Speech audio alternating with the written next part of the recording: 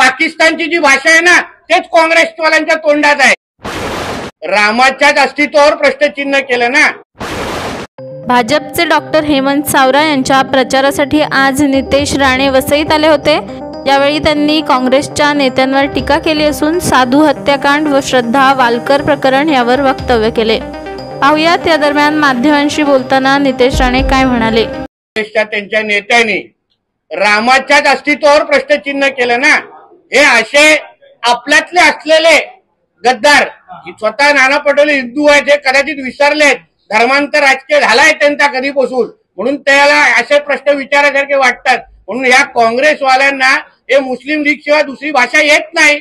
पाकिस्तानची जी भाषा आहे ना तेच काँग्रेसवाल्यांच्या तोंडात आहे। उद्या काँग्रेसचा इथे किंवा इंडिया अलायन्सचा महाविकास आघाडीचा इथे निवडून आला ना तुमच्या चुकून पालघरमध्ये कर्नाटकमध्ये जा, बघा काय चाललंय तिकडे। तिथे राजरोज पद्धतीने पाकिस्तान जिंदाबादचे नारे दिले जातात, राजरोज पद्धतीने पाकिस्तानचे झेंडे फडकवले जातात। तिथे टिपू सुलतान, त्याला आम्ही टिप्या म्हणतो, त्याची जयंती साजरा केली जाते। तिथे हिंदू सण साजरा करायला देत नाहीत ते लोक तिकडे। आता कर्नाटकमध्ये तुमच्या पत्रकार मित्राला विचारा, तीच परिस्थिती तुम्हाला अगर पालघरमध्ये पाहिजे असेल ना तर मग या महाविकास आघाडी आणि इंडिया अलायन्स वाल्यांना निवडून द्या। तुम्हाला हिंदू म्हणून, भारतीय म्हणून, एक राष्ट्रीय भक्त म्हणून, राष्ट्राला प्रेम करणारा नागरिक म्हणून अगर तुम्हाला भारतामध्ये राहायचं असेल, तुम्हाला तुमच्या सणासुदी मग गणपती, हनुमान जयंती, राम जयंती हे सगळं साजरा करायचं असेल ना मग डॉक्टर सावरांच्या समोर मतदान करा आणि मग अनुभव घ्या।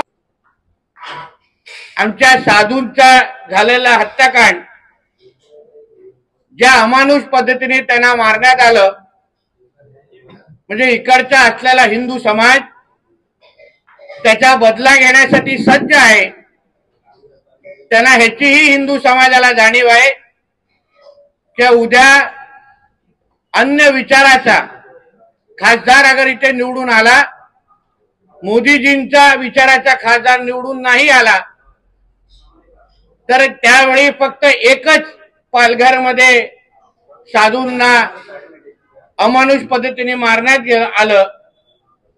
मग उद्या अगर आमच्या मोदीजींच्या विचाराचा खासदार निवडून नाही आला तर इकडचा असलेला हिंदू समाज किती मोठ्या धोक्यात आहे ह्याचा विचार हिंदू समाजाने करावा।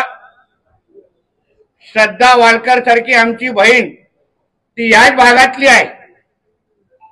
उद्या अगर आपण हिंदुत्ववादी विचाराचं सरकार केंद्रामध्ये बसवलं नाही, मोदीजींसारखा अगर भक्कम अगर पंतप्रधान बसवला नाही, मोदीजींच्या विचाराचा लोकप्रतिनिधी जर इथे बसवला नाही तर घराघरामध्ये श्रद्धा वालकर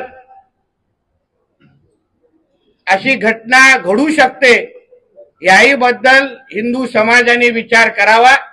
मी आता येत असताना प्रत्येकाच्या